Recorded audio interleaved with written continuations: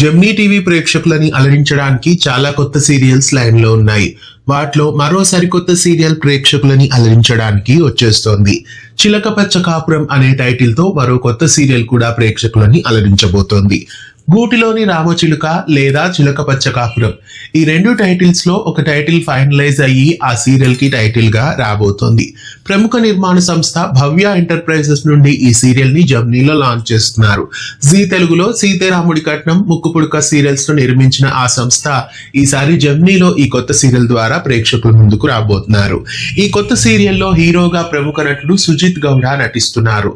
సుజిత్ గౌడ తెలుగులో కస్తూరి, పడమటి సంధ్యారాగం, ఉప్పెన సీరియల్స్ లో అందరికీ సుపరిచితులే.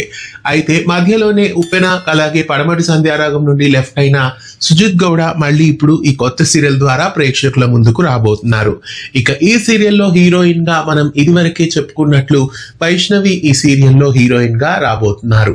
సీతారాముడి కట్నం తర్వాత మళ్ళీ అదే నిర్మాణ సంస్థలో ఈమె హీరోయిన్ గా జెమినీ టీవీలో రాబోతున్నారు. ఇంకా ఈ ధారావాహికలో నటి జినితా ఝా కూడా నటిస్తున్నారు. మనసంతా నువ్వే, బొమ్మరిల్లు సీరియల్స్ లో నటించిన ఈమె ఈ సీరియల్ లో కూడా నటిస్తున్నారు. అశోక్ నలజాల నిర్మాణంలో భవ్య ఎంటర్ప్రైజెస్ బ్యానర్ పైన ఈ కొత్త సీరియల్ చిలకపచ్చ కాపురం అతి త్వరలో వచ్చేస్తోంది.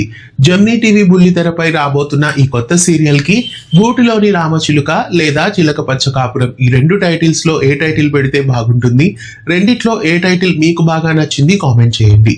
ప్రముఖ నటుడు సుజిత్ గౌడ మళ్ళీ సీరియల్స్ లోకి ఎంట్రీ ఇవ్వడం మీకు ఎలా అనిపిస్తోంది కామెంట్ చేయండి.